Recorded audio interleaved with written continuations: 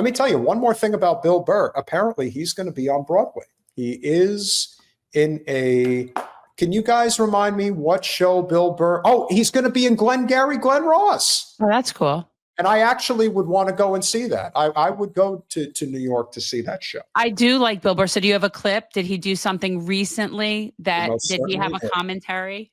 Okay. I made fun of the fucking Twitter guy for fucking Sieg Heiling not once but twice. And I never look at my emails. I was scrolling through my emails and it said my Twitter account had been flagged for I don't even tweet anymore.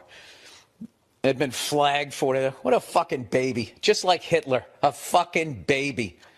How about the fact that the Twitter guy he's not even from here. He's from South Africa. He comes to this country and wants to turn it into a fucking dictatorship. He doesn't feel that we deserve democracy. Can you just imagine doing that?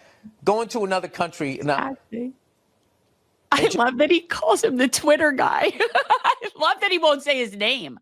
I love that he doesn't say his name, and we shouldn't either. That's because nothing pisses off a narcissist more than ignoring them.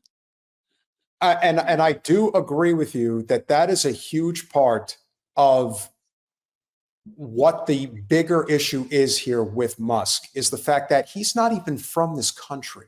He's not a citizen. No, it's ridiculous. The whole thing is just absurd that this guy from somewhere else is coming in here and like basically reassigning everybody. Like it's just so off the wall.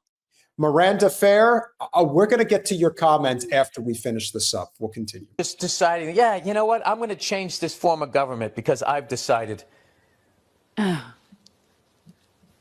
he doesn't mind living under a dictatorship as long as he's on the good side of it. Fucking laminated face cunt. Because that's another thing. All of these people that are into fucking Hitler, you know what I mean? And like look at this guy like he was some sort of fucking hero. The guy's one of the biggest fucking cowards ever. All the pain and all the suffering that guy's caused and the war crimes the Allies had to commit, firebombing fucking cities to get that motherfucker. When it came time for him to pay the price for all the suffering he caused millions and millions and millions of people. Did he face the music? Nope. He gave himself a nice, quick, painless fucking death. That's your fucking hero? Fucking coward is what he was. He should have faced the fucking music. When he gets going, he just lets it fly. He really does. Now, I have to bring this up. I really wish we've talked about this a lot of times. I mean, I know we have new people and people are curious. Like I loathe giving any name, space, or recognition to this subject matter at all. And for people who want to ask about like my thoughts, I generally do not want to talk about other content creators, some more than others. This is one of the content creators that I just have no interest in giving the time of day. But apparently, I totally understand if you guys want to support him. And listen, as Mohammed points out, Jimmy has actually been spot on Israel-Palestine. I will not take that away from him. And that is one of the most important issues of our time, if not the most important issue. And Jimmy has been 100% correct. With that said, Jimmy did speak out against DWS very strongly during the 2016 election season and had Tim Canova on his show when he was running against her, which I respect. Well, Miranda, let me get you a little up to speed on that.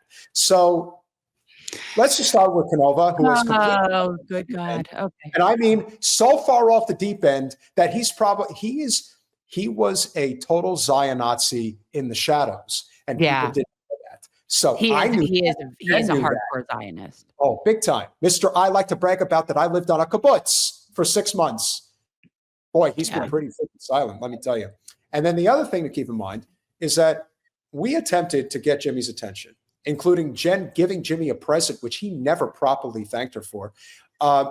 He did a comedy show at the same place that Zion Nazi wannabe scum sucker, Mr. What should we call him? What should we call Mr. Rappaport? We got to come up with a good nickname, aside from the fact that he sucks. Michael can't rap a port something. I don't know. I don't know why you're discussing Michael Rappaport in the Jimmy Dore story. This was the same place that we went to in terms of the show. But my point is, you're is telling that- a story like my mother tells a story. Go on. So Jimmy, gee, thanks, Jen. You're so sweet.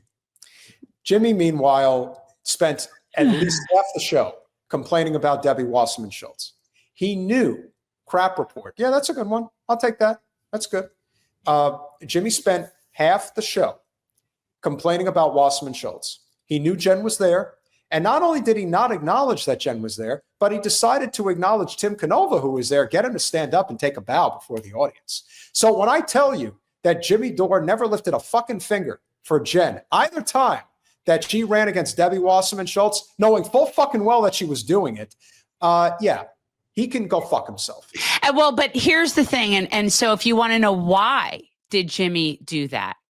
To the best of our understanding, Tim Canova was talking all sorts of shit about me and telling people things like I take money from George Soros and that I'm actually not a real progressive, and just all of this stuff that was just so ridiculous. And you could even go back a couple years ago, because Jordan was actually kind enough to actually just give Tim the opportunity to explain what he was saying about me. And Jordan did a whole spiel about that he never got an answer, right? Like there is no answer because there's no there. And so Tim told Jimmy whatever he told him. And so Jimmy and friends ghosted us. So he literally did an entire hour bitching about Debbie Wasserman Schultz down here in our district area, and knew that the person running against her was sitting in the audience and did nothing to even mention that that was happening in a room full of potential voters and volunteers. So it's just, yeah, didn't bother to do any research into what his good pal Tim told him, even though his good pal Tim is a lunatic. Mm-hmm. And also extremely abusive, I might add. But yeah. And a lush.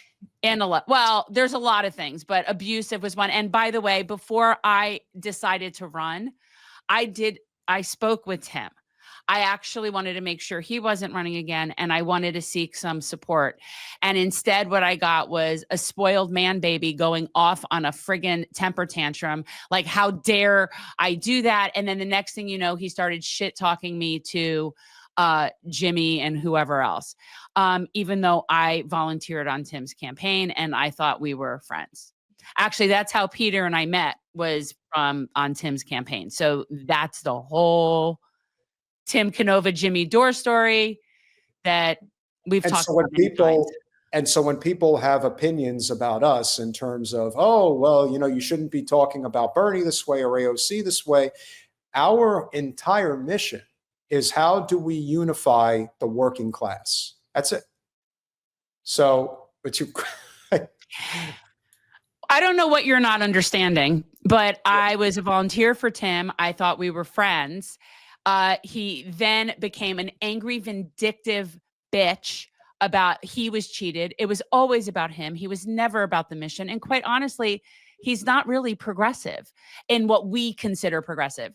He's not. He is also a total Zionist. So there's a lot of variables about him that are problematic from a political perspective. But at the end of the day, he was totally shitty to me. And for no reason whatsoever. I spent a lot of hours doing a lot of work for him, for his campaign, and just really acted like an angry, spoiled man baby when I ran. So that's the problem I have with him. It's not that JD is all in on Trump. JD is all in on his business. JD is all in on JD.